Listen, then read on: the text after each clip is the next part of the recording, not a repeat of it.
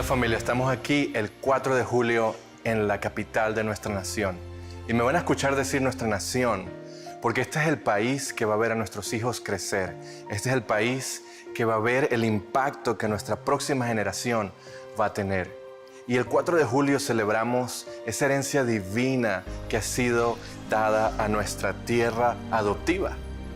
Y hoy vamos muchos a celebrar, vamos a hacer parrillas, vamos a hacer hamburguesas, pero en verdad no quiero que nos olvidemos el significado del sacrificio de tantas personas para que tú y yo podamos hoy tener libertad y disfrutar de esta herencia divina en esta tierra.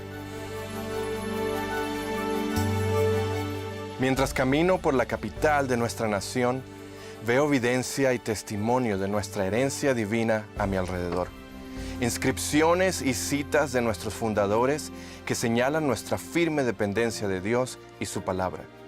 Incluso ahí, en el monumento a Washington, construido en honor de nuestro primer presidente, George Washington, se encuentran las inscripciones Santidad al Señor. En Dios confiamos y escudriñar las Escrituras. Y en el tope de ese monumento están las dos palabras Laus Deo. Nadie puede ni siquiera ver esas palabras, pero están ahí, encaramadas en lo más alto del edificio, más alto de la capital de nuestra nación. Laus Deo, dos palabras aparentemente insignificantes, desapercibidas, fuera de la vista, pero muy significativamente colocadas en el punto más alto, sobre lo que la mayoría diría que es la ciudad más poderosa del mundo. Entonces, ¿qué significan esas palabras? ¿Qué se proclama en la capital de nuestra nación?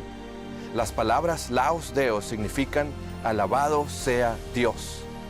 Esa declaración resume la oración de nuestros fundadores. Estos hombres, aunque no perfectos, se propusieron construir una nación que honra a Dios.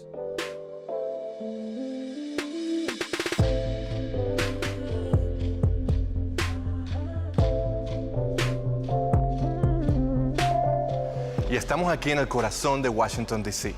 Solo a 3 cuadras del Capitolio de los Estados Unidos se encuentra el Museo de la Biblia. En este museo puedes ver exhibiciones interactivas que traen la Biblia a la vida. Hay artefactos que tienen más de 4,000 años de antigüedad y puedes aprender el significado de la palabra de Dios en nuestras vidas en el día de hoy. Y no te lo puedes perder cuando estés aquí en Washington, D.C., porque la verdad, ninguno de los museos que existen en esta ciudad se comparan a la importancia de la palabra de Dios en tu vida. Y cuando vengas a visitar, ¿sabes qué vas a ver? Que nuestra iglesia tuvo una parte muy significativa en la construcción de este museo y lo vas a poder ver aquí mismo, en esta pared. Así que no te lo pierdas.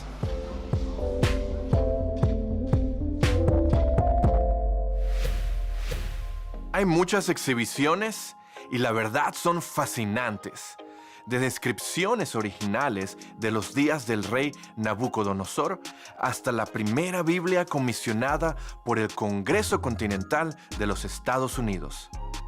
Pero hubo una parte del museo que me llamó la atención.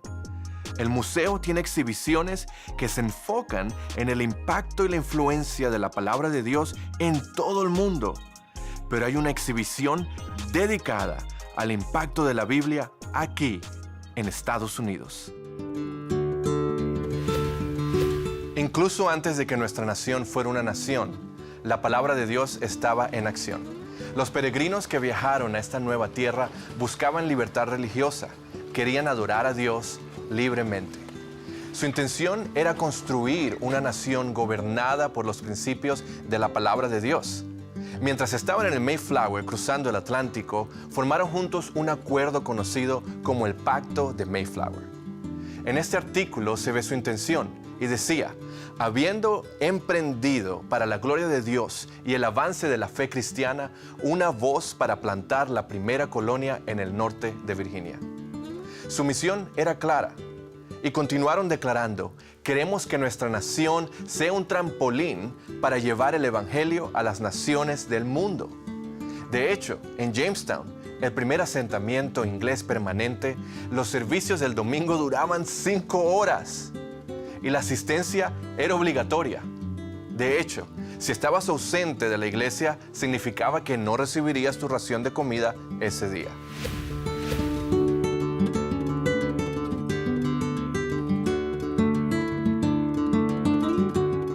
En los inicios de nuestra nación, la palabra de Dios era central. Cuando las colonias americanas declararon su libertad de Inglaterra, se inspiraron en la palabra de Dios. Fue Samuel Adams quien dijo: los derechos de los colonos como cristianos pueden entenderse mejor leyendo y estudiando cuidadosamente las instituciones del gran legislador y cabeza de la iglesia cristiana, que se encuentran claramente escritas en el Nuevo Testamento. En otras palabras, Samuel Adams dice que obtuvieron su inspiración para la libertad y la independencia de las palabras de Jesús. La Biblia inspiró lo que celebramos esta semana. Incluso en parte de la inscripción en la campana de la libertad proviene del libro de Levítico, en el Antiguo Testamento.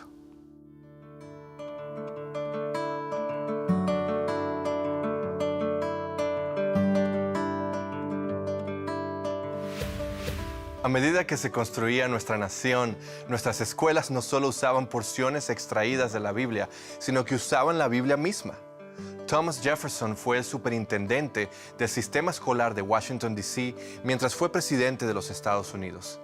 Este hombre, a quien se le atribuye haber escrito la frase "separación de la iglesia y el Estado", en realidad exigía que se enseñara la Biblia en todos los grados, en todas las aulas de las escuelas de Washington. Eso no me suena como separación entre la iglesia y el Estado, ¿verdad? Alguien dijo una vez: una mentira dicha 1000 veces suena como que es verdad. La separación de la iglesia y el Estado es una de esas mentiras que nos han dicho. Esa frase separación de la iglesia y el Estado no está en la Constitución de los Estados Unidos, no está en la Declaración de Independencia y no está en la Declaración de Derechos o Bill of Rights. Thomas Jefferson escribió a la Asociación Bautista de Danbury. Los bautistas de Danbury temían que el gobierno intentara establecer una iglesia estatal, como lo habían hecho en Inglaterra, para tratar de controlar las diferentes denominaciones de iglesias. Thomas Jefferson respondió escribiéndoles una carta indicando: la legislatura no debería dictar ninguna ley al respecto del establecimiento de una religión o prohibir su libre ejercicio, construyendo así un muro de separación entre la iglesia y el Estado. Pero cuando lees la carta en su totalidad, queda perfectamente claro que Thomas Jefferson quiso decir que el muro debía ser un muro unidireccional, para evitar que el gobierno interfiriera con la iglesia. Pero nunca dio a entender que los valores cristianos y los principios bíblicos deberían permanecer fuera del gobierno. Él fue el hombre que hizo que todos los niños leyeran la Biblia en la escuela. Eso suena como una definición diferente de separación de la iglesia y el Estado, de lo que nos han hecho creer. Algunos políticos nos han hecho creer que nuestra nación fue fundada sobre el principio de separación de la iglesia y el Estado, cuando es todo lo contrario.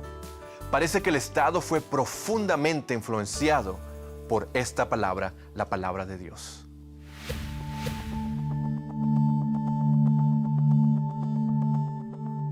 A lo largo de nuestra historia americana, la Biblia ha tenido un impacto profundo. Fue la palabra de Dios la que avivó los comienzos de libertad para los afroamericanos durante los trágicos años de esclavitud en nuestro país.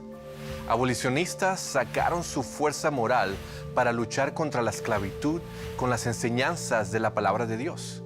Y el presidente Abraham Lincoln citaba a menudo la Biblia para expresar su odio por el mal de la esclavitud. Y la Biblia fue fundamental en la lucha continua por los derechos civiles en el siglo XX. Desmond, el abolicionista, dijo: no hay nada más radical, nada más revolucionario, nada más subversivo contra la injusticia y la opresión que la Biblia. Hubo un tiempo en que nuestros tribunales federales usaban la palabra de Dios como su guía verdadera.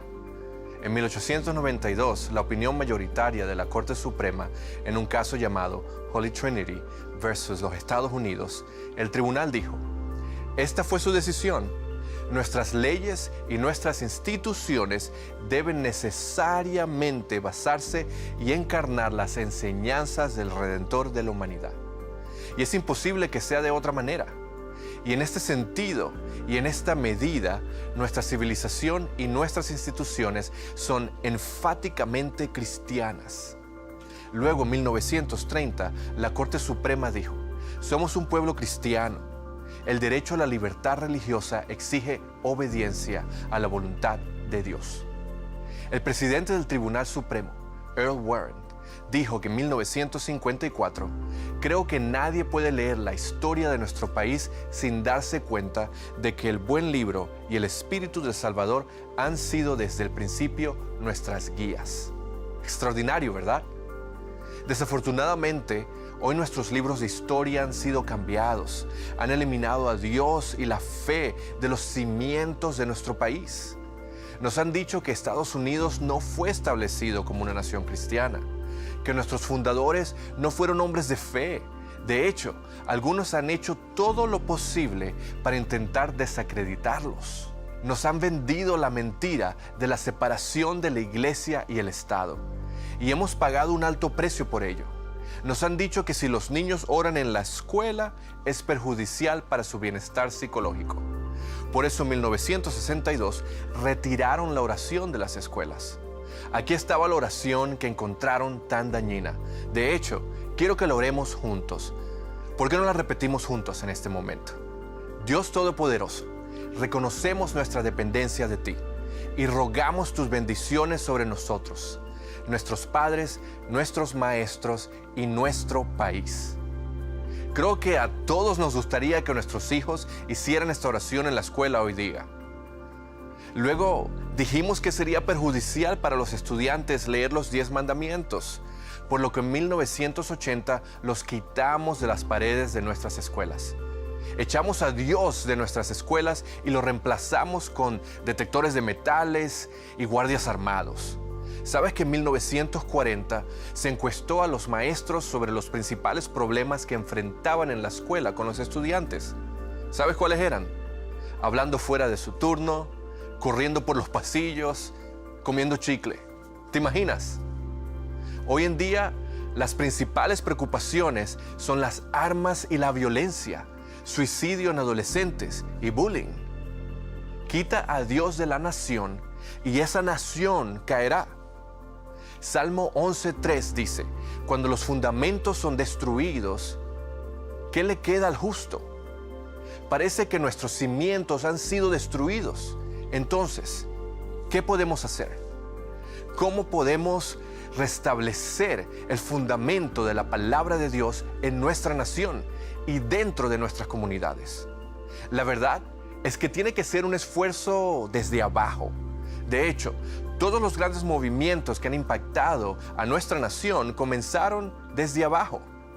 Un pequeño grupo de revolucionarios que estaban hartos de cómo eran las cosas comenzaron a hablar de libertad de Inglaterra.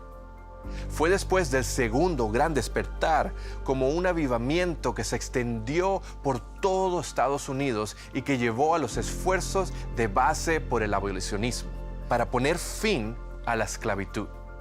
Y más tarde, el movimiento por los derechos civiles comenzaría como un esfuerzo pequeño, un grupo de personas que estaban hartas de cómo eran las cosas, que dijeron: ya no más, algo tiene que cambiar. Y ese cambio comenzará conmigo, comenzará con nosotros.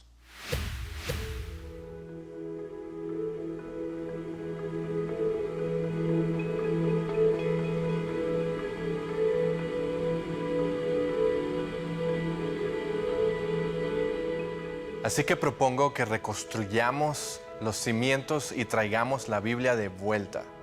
Dilo conmigo en voz alta: traigan la Biblia de vuelta. Si queremos ver la palabra de Dios y la verdad de Dios restablecidas en nuestra nación, el primer lugar en el cual debe establecerse es en ti y en mí. Tenemos que traer la Biblia a todas las áreas de nuestras vidas. Tiene que tener autoridad aquí primero. La palabra de Dios nunca tendrá el lugar que le corresponde a nuestra nación si no tiene su lugar en mi vida y en la tuya. Esto significa que cada uno de nosotros necesita renovar su compromiso de conocer esta palabra de Dios como nunca lo hayas hecho antes. Más que simplemente leer un versículo rápido al día, tómate el tiempo para sumergirte en la palabra de Dios, para entender el tesoro de la vida. En las páginas de la Biblia, Salmo 119 dice: la esencia misma de tus palabras es verdad. Tus justas ordenanzas permanecerán para siempre. En Isaías 40, versículo 8 dice que la hierba se seca y las flores se marchitan, pero la palabra de nuestro Dios permanece para siempre. Salmo 119 nos dice: tus enseñanzas son más valiosas para mí que millones en oro y plata. Lo más probable es que no haya oraciones dirigidas por los maestros en las escuelas, ni que los 10 mandamientos vuelvan a colgarse en las paredes. Pero podemos orar. La oración no conoce límites. Cada vez que pases por una escuela, puedes orar por esos estudiantes, por esos maestros, para que el Espíritu de Dios se mueva allí mismo en esa escuela. Estudiantes, cuando estén en la escuela, pueden orar todos los días mientras caminen por los pasillos. Anímate a reunirte con otros estudiantes cristianos. Hay grupos cristianos que se reúnen para orar juntos, estudiar la palabra juntos, para ayudarte en tu fe en la escuela. Maestros y personal docente, sé que están orando y agradeciéndole a Dios por las vacaciones del verano, pero cuando regresen, vuelvan a orar mientras estén en el trabajo. Pueden ayudar a patrocinar un club cristiano. Construyamos un lugar para que el Espíritu de Dios y la verdad de Dios regresen a nuestras escuelas. Traigamos la oración de regreso a las escuelas, cubriéndolas en oración y el Espíritu Santo. Y si bien no podemos traer la palabra de Dios o los 10 mandamientos nuevamente a las paredes de las cortes, podemos traerlos nuevamente a nuestras casas, tú y yo viviendo según la palabra. Conocer esta palabra, la palabra de Dios, cambiará nuestra comunidad. Colosenses capítulo 3, 16 nos dice que habite en ustedes la palabra de Cristo con toda su riqueza, que habite en ti, que llene tu vida, porque cuando la palabra está dentro de ti, la llevas contigo donde quiera que vayas. Cuando estás en el trabajo, la palabra está ahí. Cuando estás en el supermercado, la palabra está ahí. Cuando estás en el gimnasio o en la cafetería, donde quiera que vayas, la palabra de Dios va contigo. Pero si tú no conoces la palabra, no la tendrás contigo. Entonces todo comienza contigo y conmigo. Trae la Biblia de nuevo a tu vida. Establece la palabra de Dios en tu vida. Si estás casado, tienes un familiar, tienes familia o alquilas un cuarto, establece la palabra de Dios en tu hogar.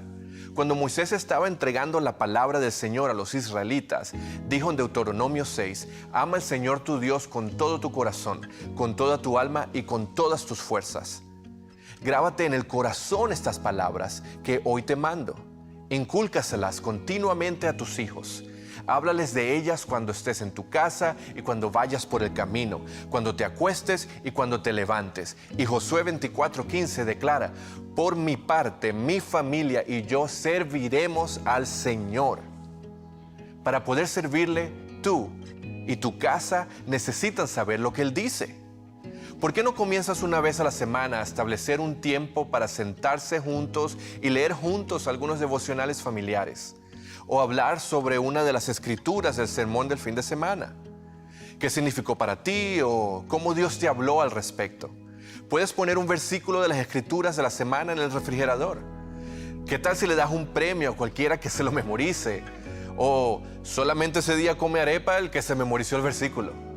Cuando estableces la palabra de Dios en tu hogar, significa vivir según la palabra. Es más que simplemente leerla. Se trata de vivirla. Jesús dijo en Lucas 11, pero aún más bendito es todo el que escucha la palabra de Dios y la pone en práctica. La bendición viene al guardarla, al vivirla. La bendición viene cuando dejamos que esta palabra cambie nuestras vidas. Cambia la forma en que nos hablamos unos a los otros, la forma en que nos tratamos unos a otros. Cuando esta palabra cambia las cosas que dejamos pasar dentro de nuestra casa, Es difícil pedirle a Dios que bendiga nuestro hogar, que bendiga nuestra familia, cuando dejamos que todo tipo de cosas pecaminosas llenen nuestra casa, como por ejemplo, a través de la televisión, abriendo la ventana a un espíritu diferente sobre nuestro hogar que no es de Dios. Si queremos que la palabra de Dios se restablezca en nuestra nación, debe comenzar en nuestros hogares. Traigamos de vuelta la Biblia a nuestros hogares. Entonces, estamos listos para traer la Biblia nuevamente a nuestra vida cotidiana. Donde quiera que vayamos, en el trabajo, al gimnasio, llevarla de regreso a las escuelas. Podrías pensar, pastor, ¿cómo puedo hacerlo? Mi oficina no me deja comenzar un estudio bíblico. No puedo pararme en mi escritorio y empezar a predicar. Pero puedes vivir la palabra de Dios. Deja que tu vida predique la palabra. Cuando vives tu vida con integridad en el trabajo, estás permitiendo que la verdad de esta palabra guíe tu vida. Cuando eliges no menospreciar a otras personas, sino solo decir palabras que las edifiquen, estás haciendo eco de la bondad de Dios. Cuando eliges perdonar a ese compañero de trabajo o supervisor, cuando tienes todo el derecho de vengarte de ellos, ¿ok? Estás demostrando la gracia de Dios y esta palabra se está estableciendo en tu vida diaria. Además, es muy probable que puedas tener una Biblia en el trabajo, en tu escritorio. Cuando te tomes un descanso, tómate unos minutos para leerla. O poner la escritura de la semana en tu computadora. Podría ser simplemente un inicio de conversación con alguien sobre la palabra de Dios, lo que ha hecho en tu propia vida. Y puedes orar por las personas en el trabajo, incluso si no es en voz alta. Dios todavía escucha esas oraciones. Y he descubierto que la mayoría de las personas te dejarán orar por ellos.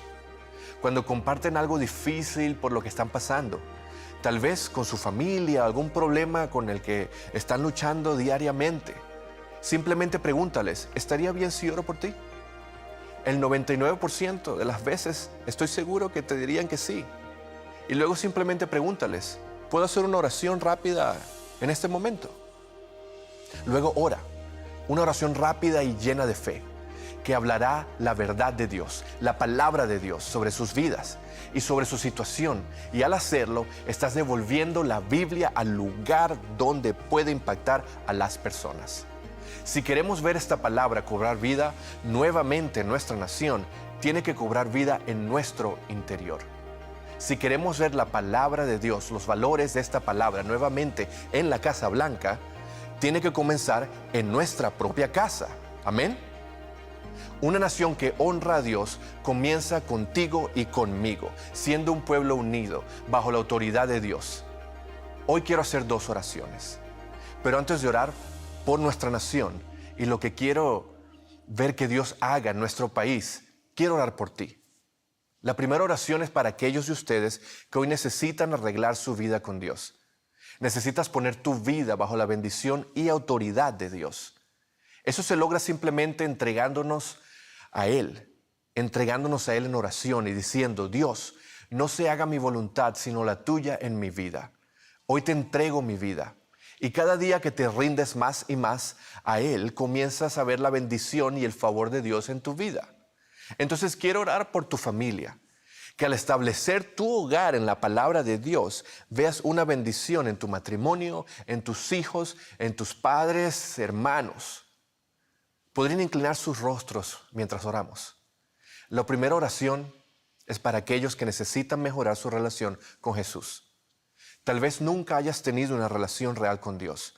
O si eres honesto, tu relación no está donde necesita estar. Hoy es el día para que entregues tu vida a Cristo. Si ese eres tú y estás pensando, quiero que mi vida esté establecida en Jesús. Quiero la esperanza que solo Él puede dar. Quiero saber que tengo vida eterna con Él. Esta oración es para ti. Y si quieres que te incluya en esta oración, ahí donde estás, levanta tu mano. Manténla en alto. Todos vamos a orar esta oración, pero si tu mano está levantada, esta oración es para ti. Repítelo más alto que los demás. Señor Jesús, gracias por amarme, tal como soy. Hoy te entrego mi vida. Te reconozco como mi Salvador.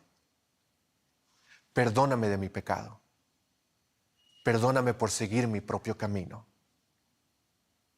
Hoy declaro que soy tuyo y tú eres mío.